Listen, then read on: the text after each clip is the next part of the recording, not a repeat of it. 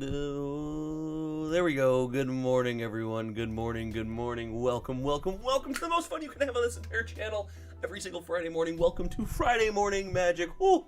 It has been a morning, and you guys are already popping off in the chat. You love to see it. The rundown. Here we go. Savannah Lion, early shout out. Good morning. Keith Foster, LGS owner. I got your email. I will be responding to you this morning. It's been a wild one. I have 2 cups of coffee because, yes, you hit the nail on the head. The coffee machine malfunctioned this morning. Old Road Maniac, what up? First, Lord of the Rings print was awesome. We're going to talk about Lord of the Rings in the Magic section today. Big part of the Magic section. Andrew Hannerman, good morning. How you guys doing this morning? Ralph the Gnome, channel member Ralph the Gnome, hanging out this morning. Here we go. You know that we're going to pop off this morning. We got a lot of stuff to talk about today. TCG, dude, welcome, welcome, welcome. I want to take a second. The last 2 streams we've had, it was, I believe, Josh donated 5 channel memberships. We had, and then we had D-Buck and Savannah Lion donate to the channel over the holidays. So I want to give a big shout out to those people for going, just crazy on the sport. Thank you so much. Appreciate each and every one of you. If you want to join the channel membership, I've pinned a link. There's extra content. I've started giving videos early to channel members as well. And when we do box openings, channel members get a discount. We got Ravnica Remastered box openings. I have 1 collector case, so that'll be going out to the channel members as well. The subscriber count right now is kind of popping off. It's kind of popping off. Kitchen Table TCG over here actively trying to steal our viewers. Good morning, Louie. Welcome. Listen, I think the algorithm favors you enough right now, bud. So we have so much to talk about today. This is going to be a wild one. We need to start the day by talking, though, about my coffee machine. Keith Foster hit the nail on the head this morning. Keith Foster saying, I think your coffee machine malfunctioned. Well, you're right. So you'll notice I have 2 coffees this morning. The coffee machine started spewing coffee all over the place, so I filled up the Josh mug, and then it didn't stop, so I grabbed a rather floral arrangement from the cabinet right next to us while cleaning up the coffee. And also, I want to point out, broke a glass, shattered a glass all over my kitchen floor. Super exciting, but I managed to capture all of that liquid gold, so that it didn't make too much of a mess. But that's how you start. You know, some days when you start your day, and it's just everything's going insane. It's like you can't catch. My kid was like kind of cranky, but then also very excited. And then we were running around having some fun. It was wild. It was insane. So hopefully you guys have had a calmer start to your day than me. But you know what? It makes you feel alive. I'll let you know why you're here. If you haven't yet, we've got a poll going about which game will have the biggest 2024. There are 11 votes in that poll. If you haven't voted in that poll yet, make sure you get over there and cast your vote. I want to know what you guys think about TCGs in 2024, because that's what we're going to be talking about today. Devin Mychan, the channel member Devin Mychan. Good freaking morning, Devin. Welcome to the stream. Josh gonna hit 10K before he knows it. Listen, we are on the road to 10K. So if you've got friends, if you've got family, if you've got cousins, if you've got robots in subscriber farms that you are aware of, have them all click the subscribe button. I would stay here and watch, but you put a hat on your beautiful hair. I haven't done my beautiful hair this morning. Look at this. Look at this. No, you go hang out with family, buddy. Go hang out with family. Louis trolling the stream. Voted for Fab. We are going to talk about the Rudy Fab situation. We're going to touch on that this morning. I did the manly morning ritual. I'm with Magic till MTG 40. Louis Central, have fun with family, bud. Thank you guys. Thanks for stopping by. Everyone, if you haven't, make sure you check out Kitchen Table TCG's YouTube channel. He's doing great over there on the platform. But we've got TCG stuff to talk about now. It's time. It is time, ladies and gentlemen. We want to talk about various card games, and we want to give the rundown, and let's talk about 2024. What's 2024 going to look like for these card games if they want to have a good year? We've got 12 votes. At 15 votes, I'm closing the poll. Guys, get in the poll. I want to know what you think about TCGs. Who's going to have the biggest year? Who's going to pop off in 2024? Let me know your opinions. Let's get those votes cast. Let's figure out what you guys think. And I want to share with you my opinions. And I want to start at the top. I want to start today at the top of the charts. You know we're starting with Magic the Gathering. And I've actually built a little tool that I want to use this morning. I kind of want to show off the debut. Hold on. You guys, this is the debut of the tool. You guys are special. It's very rare that I show an entire stream my new tool, but you know, here we are. The brand new tool that we have is the summary tool, where we can get a big picture of every piece of information that we have captured over the course of the Data Vault's inception. This is all of the Magic sales that we have been able to capture, to encapsulate, to show off, to add to the collection of the Vault, to get a snapshot in Magic the Gathering history from TCG Player, and it is wild. Some of these numbers are insane. Magic the Gathering, since the inception of the data analytics tool that we have worked so hard to build, the community has worked so hard to support on this channel, and that in 2024 Q1 will actually be going public, be going live. I set up the cloud servers the other day. Ooh, it's gonna be buddy. Gonna be crazy. We have grabbed a ton of information, and Magic the Gathering has sold almost $22 million of product through TCG Player. It sold over 160,000 sealed products through the platform, and it has had massive months headlined by a couple massive products. We see here June 2023. What do we think that is? Chat, what do we think that is? June 2023. We're one vote away from closing the poll. Make sure if you haven't, you go and vote in that poll. In June 2023, we saw Lord of the Rings pop off, and we see here Lord of the Rings is leading the cause. It is leading the charge as Lord of the Rings Tales of Middle-earth just outsold every single set. Look at the disparity in boxes sold to the next biggest set. The gap, insane.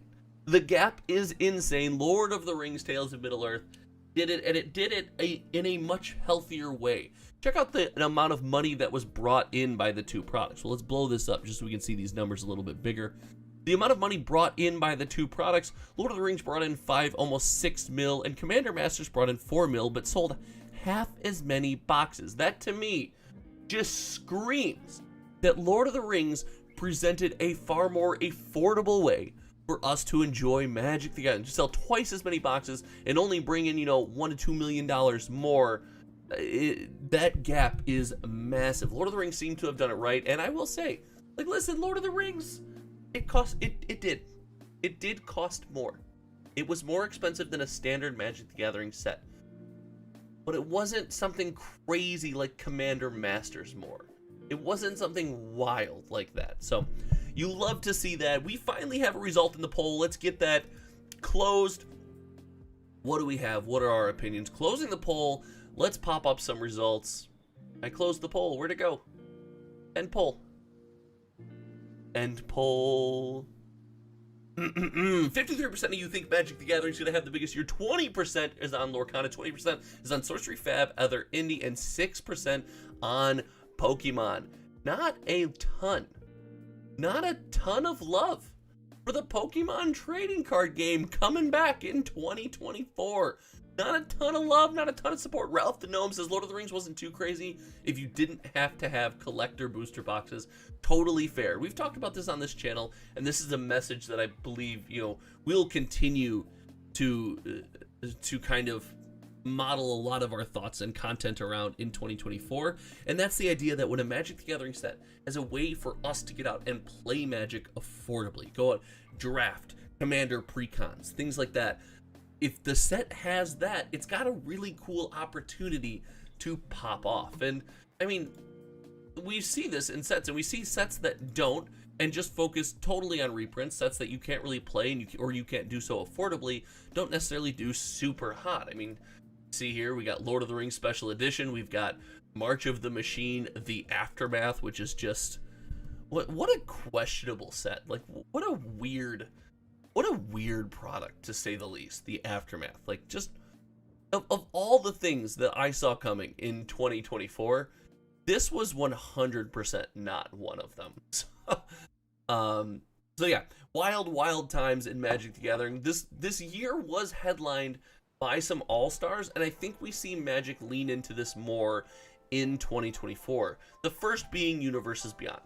if we just a quick glance, Universes Beyond being Doctor Who, Universes Beyond being Lord of the Rings, I guess technically both Lord of the Rings, but we'll focus on the main release. We'll keep in mind that this happened. Universes Beyond, pretty great year in 2024, right? Or in 2023. Universes Beyond is something that I think Magic will continue to lean into, but here's something that we don't do. Here, let's get to the portion of the stream where we give Wizards credit, and anyone else who comes in and rewatches the stream later gets mad at us and never subscribes to the channel. Bet your fave was Dom Remastered. Oh, I'll talk about my fave here at the end, but hold on. Wizards of the Coast deserves some credit. Universes Beyond, and I want to be careful I say this, Universes Beyond is controversial. It's up and down. You love it, you hate it. Everyone's got their own unique relationship with Universes Beyond. However, the card design in Universes Beyond, we've seen this with other games. You can't just take Star Wars, one of the most popular IPs, slap it on a game and say we did it. It's not going to work, right? You're not going to grow a community. You're not going to have a game that sticks. Magic the Gathering, took Universes Beyond and made a good set. They made good cards. They made fun interactive mechanics. So we've talked about this before, and it's the streamer Aspiring Spike that coined the phrase. They coined the phrase like, Wizards of the Coast is not your friend. Wizards of the Coast is a company. They're not your friend. However, the design team, the Magic the Gathering design team, and testers, and people actually making the Magic the Gathering cards kind of are your friends. They want the best experience for you, right? So it's a small pocket of people in the company where there's, not great things going on, but those people did a great job with Universes Beyond sets, and I gotta tell you, it takes more than just slapping Lord of the Rings on the outside of the box. It also has to be a fun interactive set, and it absolutely was, so big hats off to them. Josh Smith says, good morning, y'all. Big shout out, Josh Smith. You got a shout out at the start of the stream. Thank you so much for hanging out. Josh Smith with the 5 channel membership donations last week. Josh Smith, big shout out. Thank you so much. Greatest Moose. Hello. I have never seen that name in the chat before. Everyone give a big shout out, a big welcome to Greatest Moose. Welcome to the live stream this morning. We're still tight knit and small enough where we can try to remember all the brand new names. If you're a brand new name and we've never seen you before, never been in chat, consider sending a message. Let us shout you out.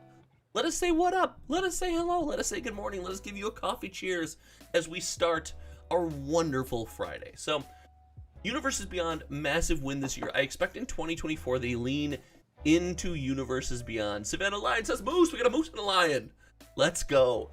I expect them to lean into that. Another big win that doesn't get much play, doesn't really get talked about, but I think is a massive deal, is standard sets. Standard Magic the Gathering sets, massive winners in 2023.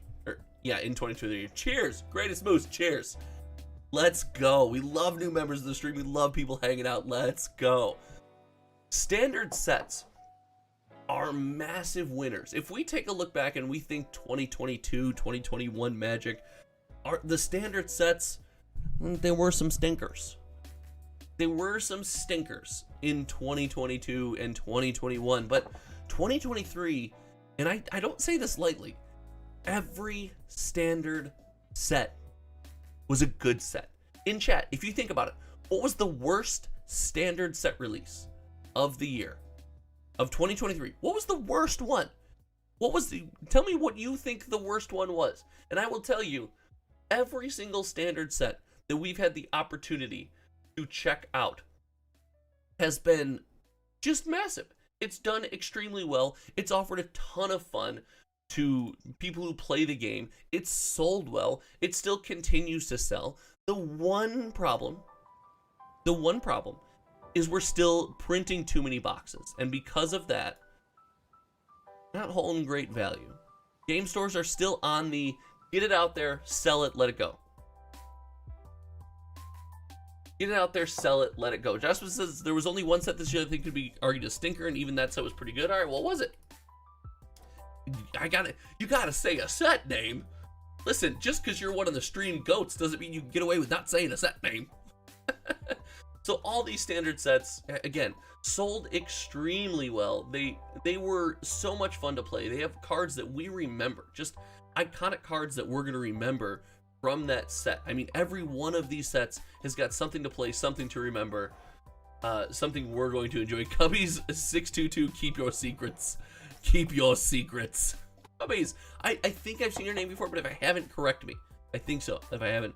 Huckleberry Magic Hound, never seen that name. Welcome to the stream. Mom Garbage. Well, listen, Mom might be, that might be fair. Mom might not be your cup of tea.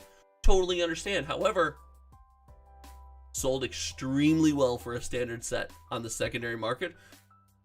To me, we see a good set. We see a lot of people looking to buy these boxes. And if we take a look, the average cost paid over the lifetime of the box, not super horrible.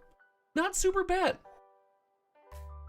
Not super bad. Not bad prices across the board as far as the average price paid. Now, that doesn't take into account, you know, massive dips to get that information. We would look at like the collector booster box. We will see that it's clearly much lower now than the lifetime average at 177.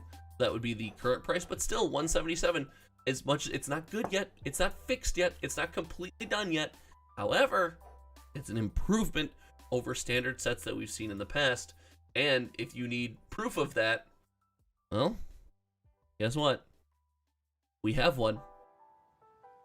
We have a standard set from the past that did see an Amazon dump, did see Wizards of the Coast completely ruin their own secondary market, and now in December, $143 for a collector booster box of Brothers War. Wizards of the Coast has this innate ability to just go out of their way to actively kill their own product on the secondary market, and they're making the decision less and less these days, but that doesn't mean they won't make it again. That doesn't mean they won't make it again. Everyone says Mom is garbage. Like, listen, Mom might be garbage. Mom might not be your cup of tea. Totally respect it. Sold pretty well. There was too many supplementary products. I feel something new comes out every 5 weeks. Who talks about Doctor Who anymore? Now, I do think that and that's a different way. That just goes to show, and Greatest Moose, this is something we've discussed before, and it's worth discussing again. I think it's worth discussing every time this comes up. The model of Magic has changed, right? The Magic model is different. The idea of they want us on to the next thing. They want us on to the next thing. And I've said, I've been very candid about the fact that I am not gonna just buy every product anymore. I'm gonna really lean into the whole, the mic's been turned. I'm gonna really lean into the whole, only buy the things that are important to me, only buy the things that I like here, right? And we're gonna go ahead and do that. And that's helped me really like Magic again, like buying Magic product, like opening Magic product, and being comfortable leaving things on the shelves. So this has been a wild year for Magic the Gathering. So the Savannah line up there, I missed it, said probably the people who love the game most were laid off. Listen, we'll be very serious for a second. Obviously the layoffs they're obviously bad.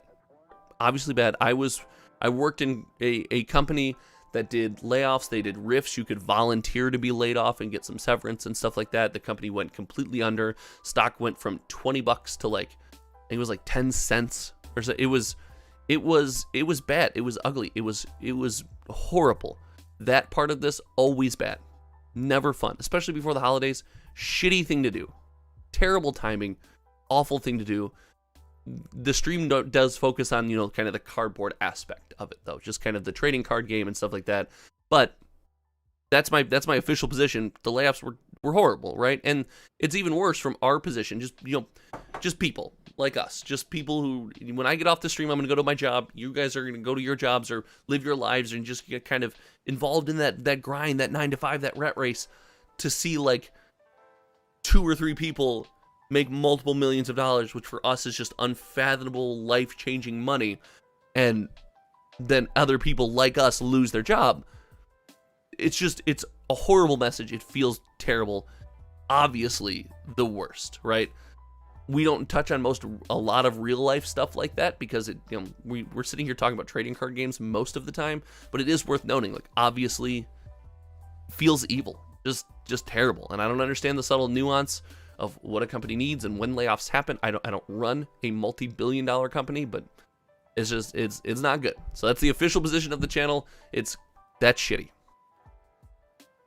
So, Magic the Gathering, I think we're going to see something wild with Magic the Gathering here. Greg says, was Aftermath standard? Aftermath was not standard. Aftermath was not standard legal, I do not believe. So, and if it was, this would be the stinker of the set. Josh Smith says, I like Mom, but in comparison to the Lost Heaven Ixalan and All Will Be One, it was not there. That's what I'm saying, Savannah. It was okay. All the other sets rocked hard. It makes it... See? Now, Lost Caverns of Ixalan and Wilds of Eldraine feel like they set a new bar for, like, good standard product. I mean, look at these set booster box here is just pumping on the secondary market. They're holding good value, especially, like, Lost Caverns of Ixalan is popping off. It's crazy. I think they can do supplementary products fine as Universes Beyond, but core MTG said it should be cool off a bit along with fewer variants, 3+ variations, foils, some SB. Okay, so I'm gonna ask you guys, and I'm gonna, before we move on to the next game, and kind of I'm gonna make a couple final predictions for Magic, then we're gonna move on to some other trading card games, and we're gonna get spicy because I am gonna talk about Fab today and the persistent mistakes. But would you guys rather have? And would you guys rather have fewer Magic sets and then have the opportunity to have some of them be duds? So we've got like nothing to do, right? Or the rapid release cycle and just lean into not buying certain products. So here's what I don't understand. Here's what I don't understand. I don't understand why we would rather have less sets than just keep having a ton of sets but not touch certain things. I don't think Greatest Boost, I don't think the quality of products goes up with less sets. Like, again, we just talked about it. The standard sets this year, which were not likely not a focus from Wizards of the Coast, were bangers. And if we look at this list, if we just kind of scroll down this list, like Ravnica Remastered, not 2023. So let's focus on 2023. Lost Caverns of Ixalan, great set. Lord of the Rings Special Edition, flop, dud, boo. Doctor Who, great set. People bought it up, ate it up. Wilds of Eldraine, we just talked about it. Wilds of Eldraine and Lost Caverns of Ixalan set a new standard for standard sets. That was awesome. Commander Masters, too expensive. Too expensive, right? Otherwise, cool product. We have proved as a community, based on the release date, 8/4, we will buy this product as soon as it gets cheaper. Once it's cheap, this product outsells every other product we track post-release life in the post-release life cycle. It's affordable. It's affordable. Ralph the Gnome, you make some of the best guys. Yes. That Ralph, accurate statement. Right? Lord of the Rings, banger. Aftermath, dud. March of the Machine, banger. Phyrexia All Will. Well, you guys don't like March of the Machine. Listen, it sold well. It was fun. Phyrexia All We Won, banger. Dominaria Remastered, banger, except destroyed by release of the secondary market. My point is, often the problem with these Magic sets is not the quality of the product. It's not the design of the cards. It's not the fun in the box. It's something like the price. It's something like the number of boxes printed. So I don't think peeling back the number of sets really increases the amount of fun we have, right? Also, Lord of the Rings Special Edition, I get a ton of pushback. Everyone says how fun that set is, and I think it's ridiculous. I think it's dumb, but the community seems to like it. So I want to avoid that comparison. Like, I want fewer higher quality products. Like, we get fewer products, but listen, Magic's putting out a pretty high quality product. You know what I mean? Magic's putting out a pretty high quality product. Whether you agree with it or not, secondary market, it's kind of speaking on the quality of the product. Now, 2024 could be a different year. It could be a totally different year, right? So, I guess what I don't understand is we want fewer products because we want higher quality products, but we also want this idea of, like, and I've said it before on the channel, connecting with a product, right? And hold on, I think Huckleberry says fewer sets to be more concentrated on overall game integrity, mechanics, art, print quality. I don't think any of that's bad. I think all of that is still quality in Magic the Gathering. I don't think, and that's just, hey, we're allowed to have different opinions. That's what makes communities like this so much fun to have these conversations in. The big conversation would be something like, and I can see you have an argument here. Let's real quick before we move on from this. We're gonna go to Commander Masters. This is what's interesting, is Commander Masters, we go best selling, we just go to like the cards in Commander Masters. The argument could be like, hey, why are we using Deflecting Swat, same art, Fierce Guardianship, same art, Cyclonic Rift, same art, Great Henge, same art, like Doubling Season, same art. Why are the Commander Master cards, and maybe because it's a master set, maybe there's some argument there, but the idea that we're not getting new art on reprints in iconic sets that are, and again, my problem with this is, if you're going to put a set out and you're going to charge a hyper premium for it, like you are with Commander Masters, and none of the regular stuff is new art, you have to pull something fancy to get the new art, like, it's further reason for me not to spend a normal amount of money on the product. We're a bit far down the rabbit hole here. My position is still like, hey, I think we need to further lean into, like, this is what Magic's gonna be. I'm gonna leave some stuff on the shelf. I personally bought 0 Lord of the Rings Special Edition and 0, count it, 0 Commander Master. I bought no Commander Masters, which for me as a content creator is weird. I was like, I feel like I'm supposed to buy all the products all the time. I bought none of them, right? And because of that, like, I felt better about the products buying none of them. They didn't bother me as much that they existed. I got to analyze them and kind of dig into them without that feeling like every set has to be something that speaks to me. So just my thoughts. I think Magic the Gathering, if we see them scale back print runs in 2024, that's going to be a wild ride. We've seen no evidence of this. We've seen no evidence that this is going to happen. This is total speculation. We've seen 0 evidence, but man, it'd be wild.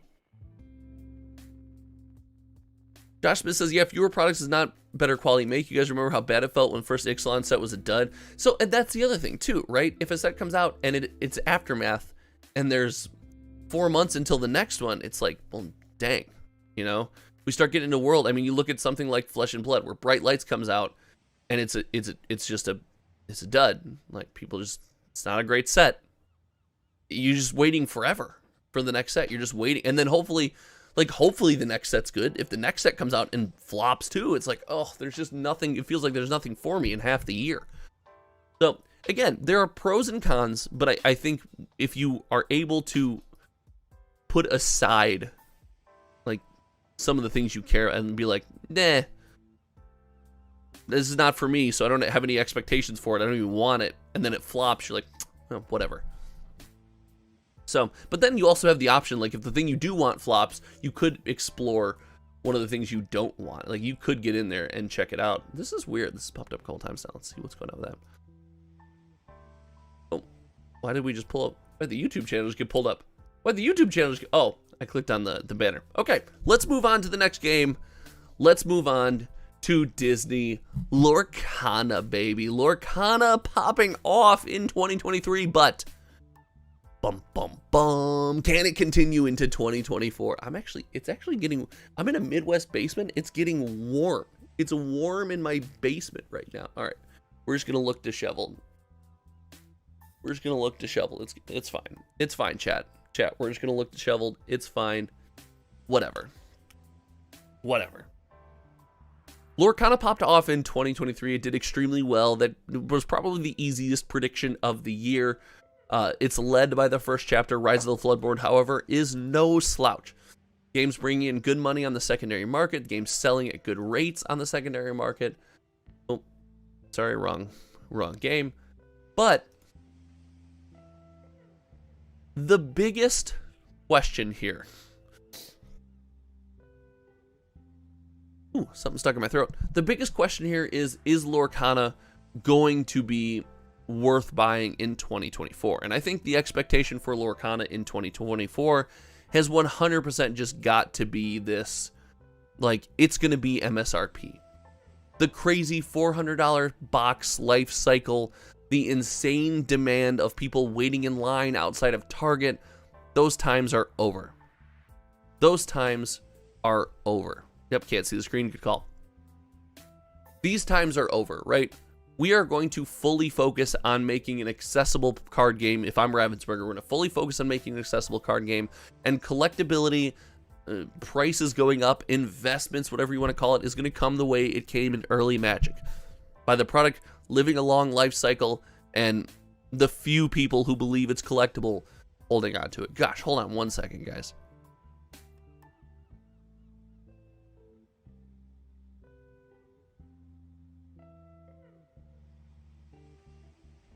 Gosh, I got something wild just stuck in my throat. It's crazy. Graves Moose says, jealous. It's been cold and rainy in Buffalo. Savannah says, no other games for me. In the end, Magic is still the best TCG out there. Listen, that's the truest statement that's ever been spoken. This is, as we talk about other TCGs, this is not a which TCG will overtake Magic in 2024 stream, because the answer is none. The answer is none. The answer is it won't. Like, okay. Now that we've got that out of the way, like, it's not happening. So I love Lorcana. I love what they've done. I love the fact that they made a statement. They stuck to their guns. They did what they said they were going to do. Good Lord. That to me is a massive win. However, I could see Lorcana getting a lot of criticism in 2024. And the reason is, I think we're going to see, you know, people start to realize, like, hey, Rise of the Floodborn, not the best set ever. Doesn't have the most impactful cards. Most people not interested in it because it's not powerful enough. There's not really a bunch of new stuff. There's nothing hyper collectible. The enchanteds in the set aren't that great. And because of this, it's going to undersell. And I think we see Lorcana shift to no longer being like a, hey, every time I see it on the shelf, I buy every pack I can see, to I specifically buy occasionally the couple things that I want, and that's important to me.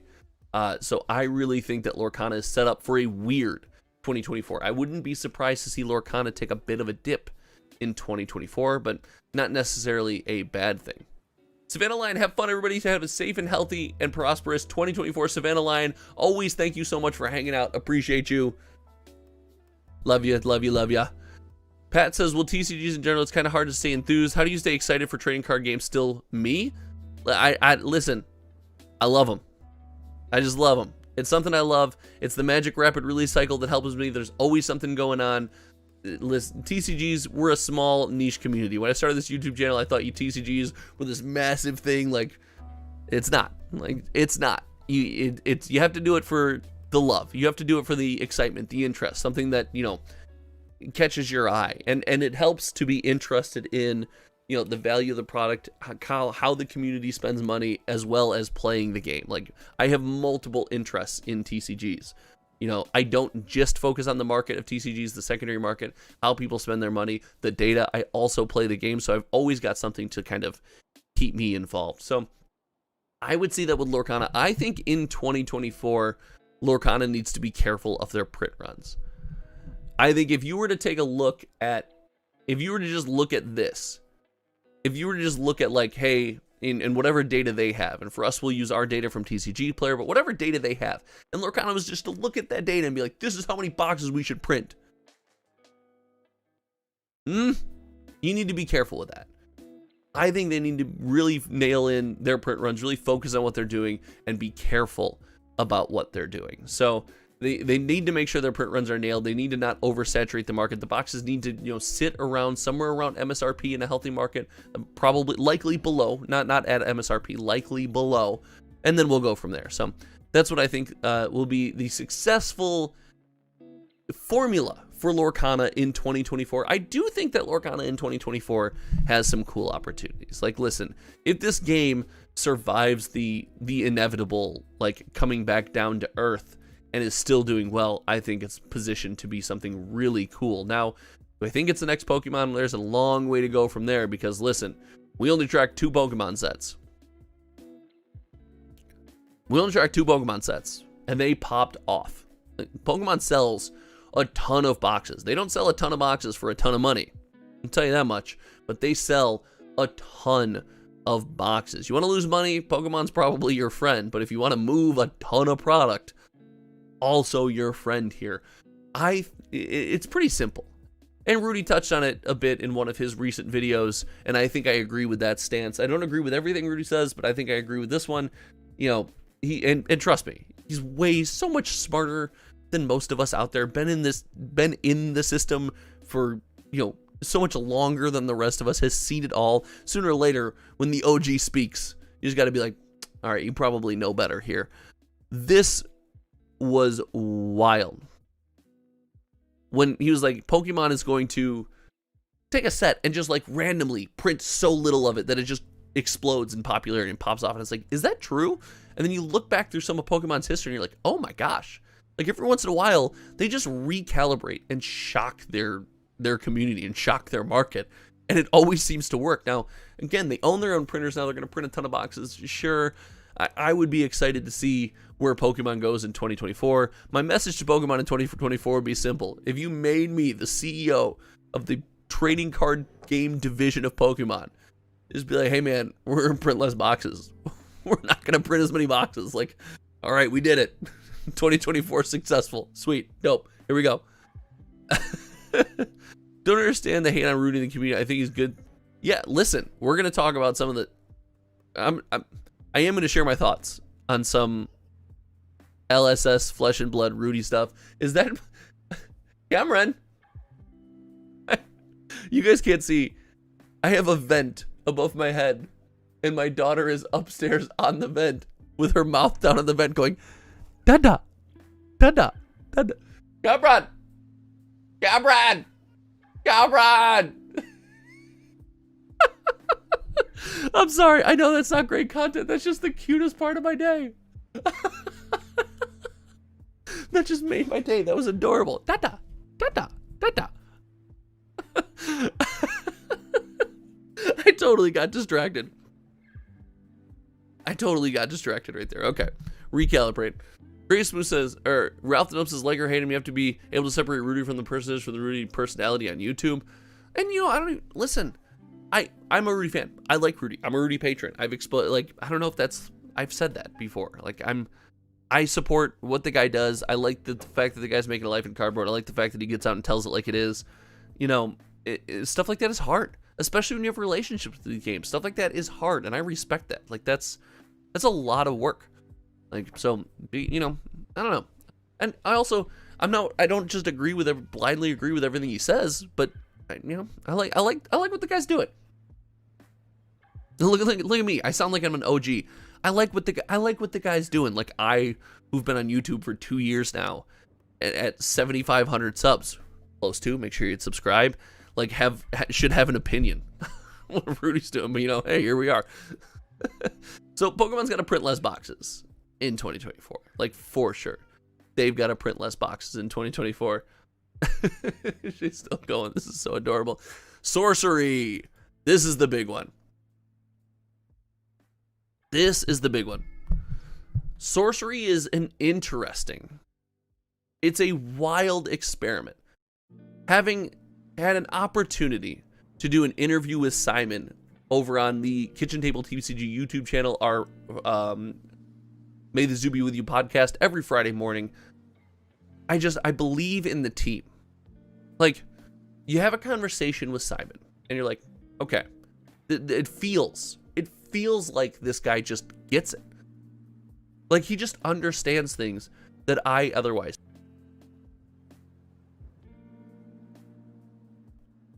And because of that, I'm pretty high on Sorcery. Now, I'm high on Sorcery as an indie TCG. I am over the time in my life, and good Lord, something's going on my throat. I'm over the time in my life when I think indie TCGs need to be this massive thing. I think Sorcery is going to come out and it's going to grow slowly at scale. That's my opinion. And I think that's good for Sorcery. And because of that, I don't think we see a massive reprint. And this is total speculation, no insight. I don't talk to the company. They don't talk to me. They don't give me information. I am not Sorcery's biggest content creator like my homie over at Kitchen Table TCG. I'm just a dude who tries to close his eyes and go A to B to C to D. And sometimes I get it right. I don't see Sorcery giving us a meaningful reprint of beta. You could convince me that they still have some. They're going to release a couple more waves to keep people satiated, try to get a couple more game stores in the mix. I don't think we get a meaningful reprint of beta, and I think that's a good thing. Everyone says, oh, we have to grow the game. We have to go. If you double the print run of beta, you will not double the player base of Sorcery, in my opinion. You won't do it. It's not a thing, right? You're not going to do that. And because of that, and because Sorcery can be played so casually, it invites a new kind of audience. Does not focus on optimized deck building, hyper competitive gameplay. You can play with the cards that you have and have a lot of fun. There's a little more variance there than we've seen in other card games. I think that a massive reprint is just not needed, and it's not something that we will see. I don't know if I'm going to be wrong. I also think that they're going to, and I said this on the podcast this week, I think they're going to work on their process in 2024 and look to modify that one set a year philosophy. Because listen, printing one set a year for a trading card game, it's tough. It's tough to get by on one set a year, right? You got one set, if that set comes out and isn't a banger, which will happen. Every trading card game prints flops. It's going to happen. You're looking to be in a bit of trouble. So I really do think, Sorcery's set up for success. I believe in the team. I like what they're doing over there. And again, this is all just based on just getting the chance to chat with the team over there. I'm blown away. I'm very excited. Arthurian Legends is Aftermath. I don't think that's true. I don't think Arthurian Legends. Oh, you were just like a meme title. Okay, Cubbies. Oh, scared me a little bit there. But I'm excited for Sorcery. I want to see not one store have all the product, right? Like, that's yeah. I got you, Cubbies. So you gave me a heart attack, guys. Chat. Cubbies is out here trying to give me a heart attack. I want to see one store not have all of the stock. Like, that's what I want to see. That to me that's the biggest question mark. And again, we've talked about this. Like, you have to balance if you're Sorcery. It's a decision I don't want to have to make. You have to balance the reach of these specific retailers and the idea of growing your game in your community with an open and fair and balanced market. It's like, how do you make that decision? I don't know what the right answer is. I know that it's probably an impossible decision to make, and I am not sad that I don't have to make it. Like, that does not make me sad. So that's just how I feel about Sorcery. We'll quickly touch on One Piece. In 2024, I understand One Piece is popping off. Like, I get it. Listen, I get it. Right? I get it. I also think Bandai's going to Bandai. Like, I struggle to be like, hey, One Piece is just going to continue to pop off forever and always, and Bandai's never going to Bandai it up. Like, this is the one. This is the one where Bandai is just like, you know what? We figured it out. We're not going to Bandai anymore. Bandai is no longer going to Bandai. We figured it out. We know everything. We know everything we're going to do. We know how to do it all. All of a sudden, it clicks. 100% could happen.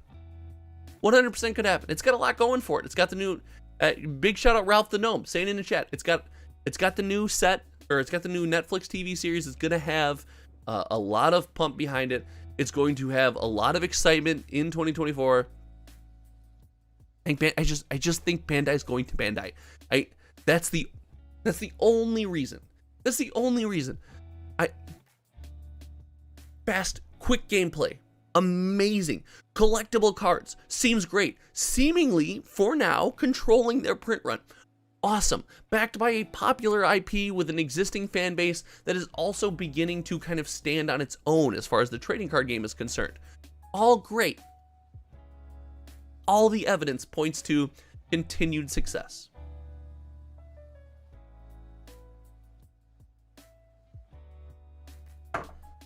I just think Bandai is going to Bandai. That's my only thought here. And I mean, hey, looking at One Piece, like, it's selling well. It's selling well. It's bringing in a good amount of money. The set Awakening of a New Era has got a good product distribution, so that's the only set we have in the data vault. We didn't start tracking One Piece till this year, till the end of this year. So, like, listen, it's doing well. It's doing well. There's no evidence supporting what I'm saying. Totally just my opinion. Patrick says I'm late. How's it going, Josh and crew? Good morning, Patrick. Good morning. Ralph says I think it's a flash in the pan, mostly because of the Netflix show. Well, yep, we agree. We talked about that one. Pat the Popper says 150 now the cost to buy a booster box of TCG. Seems like that is the adjusted price point across the board. It's also, listen, it's been TCG boxes being $100. I was in the camp like I think your TCG box when it comes out needs to be $100. But it's the 2024 show. We're doing 2024. It sure feels like it's more expensive now, and 150 seems to be the new kind of accepted price point. Ralph says, I like the art and card quality, but don't feel it has true fan base to carry. The fan base, maybe. I mean, Patrick or Ralph, the fan base is there. Greatest moves, love the mug. Like, listen, I have, let's call it a parade. I have a parade of mugs in my home. My wife and I are mug aficionados. Like I said, the coffee machine this morning when it went crazy and I had to catch the remainder of the coffee. I've got, look, I've got Flower mug, I've got Josh mug, I've got a Hometown TCG mug, I have a Code Monkeys mug that you can catch in the background of some of the videos. For those who don't know Code Monkeys, what an incredible show is Code Monkeys. Yeah. Code Monkey like Fritos. All right. Is there any other game we haven't touched on yet? Is there any game we haven't touched on yet before we end the live stream? Any game we still need to touch on. My wife's huge into coffee. We have a trove of, yes, a trove of mugs is a great way to put that. Shout out. Ralph, I'm 100% positive a huge amount of those OP sales are speculation and flipping. That's what everyone said about Lorcana too. And like, listen, Lorcana was, it just, the demand only went up. It only went up when the price became more affordable. It only went up. All right. Do you guys want to talk about the, I guess, yeah, we still have Flesh and Blood here. We can talk about for 2023. Did you guys want to talk about the Rudy Fab situation, or do you just want to talk about right here, the sales data? We got the most recent set, Bright Lights. Definitely Bright Lights got off to a slow start. Its release date was October 6th. It did sell the most boxes in October. But like we said, kind of, it's an interesting set, right? If you take Magic the Gathering, you print a mono green set, and then you expect everyone, even people who don't play green, to buy it, you know, and yeah, the set could have some collectible stuff in it, could have some cool looking art, it could have all that, but it didn't necessarily hit with the community. Dusk Till Dawn, that definitely was more of a hit with the community, 100% all around by every stretch of the imagination. It has come back around a little bit with the number of boxes sold. You see 84 boxes in September, or in December of 2023. Not bad numbers for an indie TCG. Outsiders had the debacle with the legendaries. That's what it is. The rainbow foil legendaries were all over the place. So there was something going on with that, but it sold really well in July. Like, we had a big pump in July. It does look like someone went on the secondary market and picked up a ton of boxes all on the same day in July. So there's a big what looks to be, you know, possibly buyout in July, which is really interesting. Then we got Dynasty. Dynasty is weird. So when we ported over some of the data from the old way, and I will always say this when we mention Dynasty is missing January, right? We're missing January. We missed a chunk of data during the import. It was corrupted. We lost it.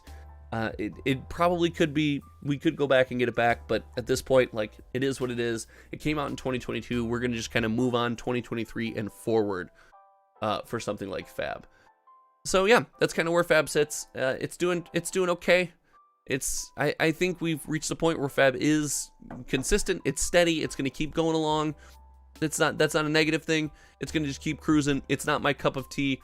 I greatly, more and more every day, disagree with the company, disagree with the direction. 2024 could be set up. It could be a normal year for them, I guess. I don't spend much time on it because, like I said, I really just heavily disagree with a lot of decisions the company makes. At this point, they've made decisions that have directly affected friends of mine. They've made decisions that have directly affected some of their oldest partnerships at the snap of a finger, and it just seems like a massive miss. So yeah, all in all, TCGs in 2024 are going to be an interesting time. Here's the thing about TCGs in 2024. There could be one message. And I talked to a big shout out Big Daddy Vegas, aka Dennis, OG member of the channel, OG member of the hometown team. We're in a spot where it's like in 2024, there could be one message perpetuated for all TCGs. And I was thinking of making a t-shirt for MagicCon and making the option to like buy the t-shirt, making myself one. It's got to be a company with talls. And you get the hometown TCG logo. It's got a single message on the t-shirt. Single message for all games.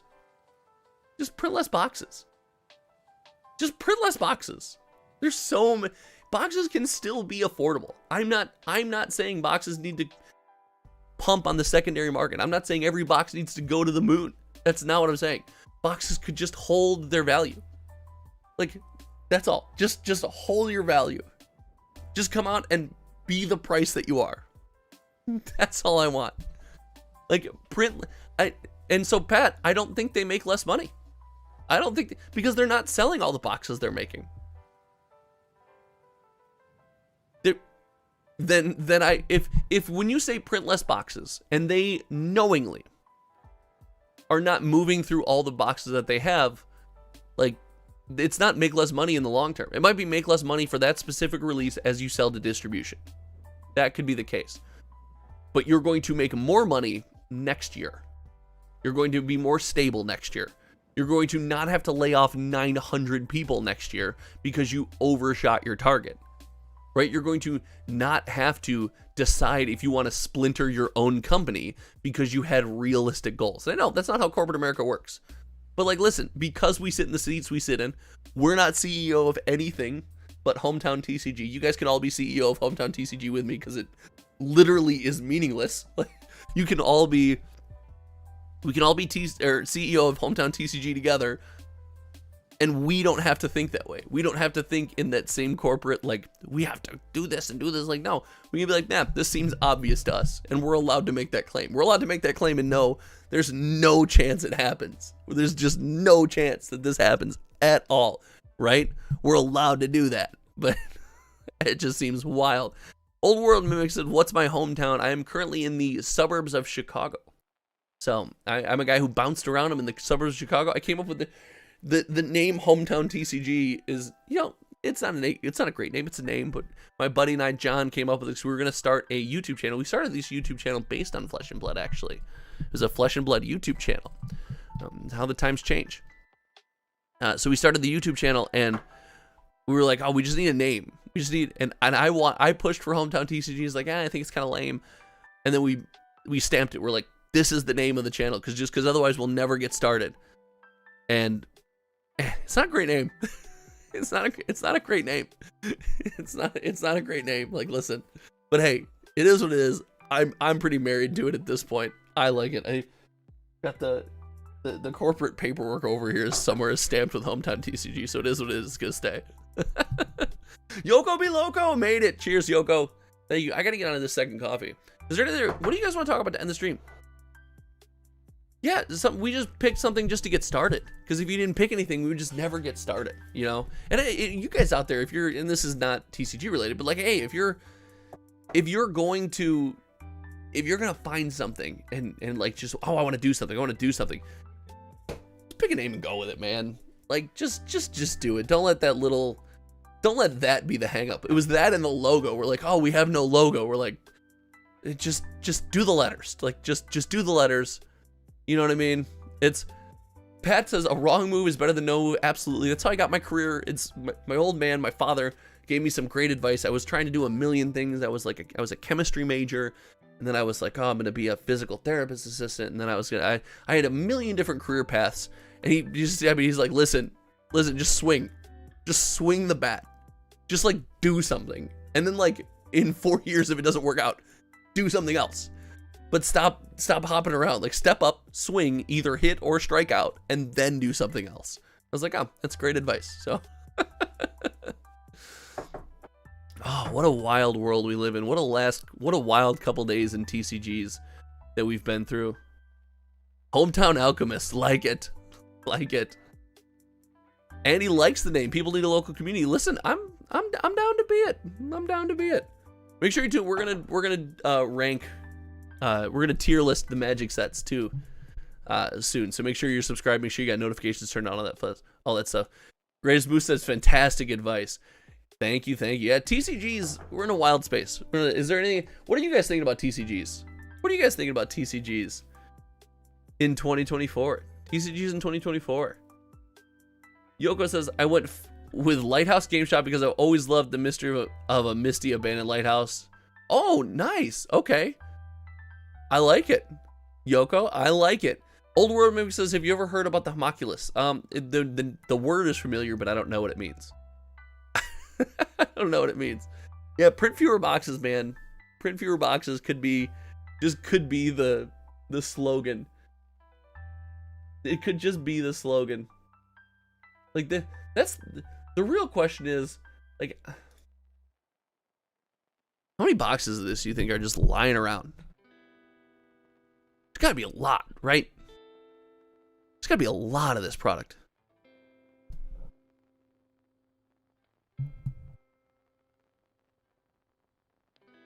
Rhea says, I think it's a net positive for the community. I worry about the sustainability of the business with high-end print runs. Yes, 100%. I think pretty healthy for 2020. I think pretty healthy for 2023 TCGs, and also do another complete bundle thing.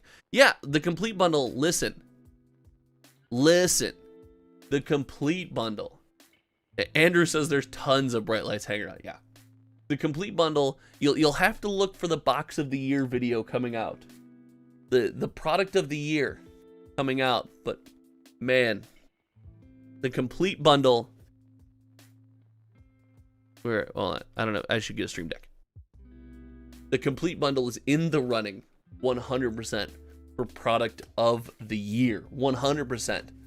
Pat says, I'm going to get a bunch of Fallout stuff from Watsy. I'm into Lorcana. I'll snag a fair amount into the ink. There you go. Let's go. It's going to be affordable too, Pat. You'll love to see it. Next to the fab is something, I think it's called Heavy Hitters. Old War Member says it's a creature type in MTG. Alchemy created a small... That's awesome. Yeah, the name is familiar. I didn't remember it. I think the first two Magic sets will be weak this year. The next will be banger. So we didn't talk about it. Let's talk about it, because we talked about 2023. You want to know? Hold on. You want to know what makes these numbers look like less of a failure?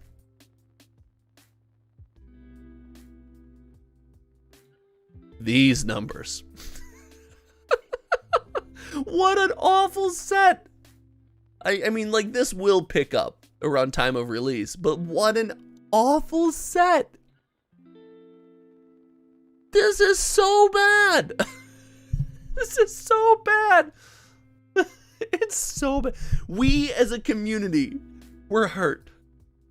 We're hurt. Remember this? Remember this? You remember this? This hurt us. This scarred us. This might have ruined us completely. We remember this. We remember the Amazon dump. We remember the price shift. We remember this. $150 down from highs of 300 plus. Down from highs of 300 plus.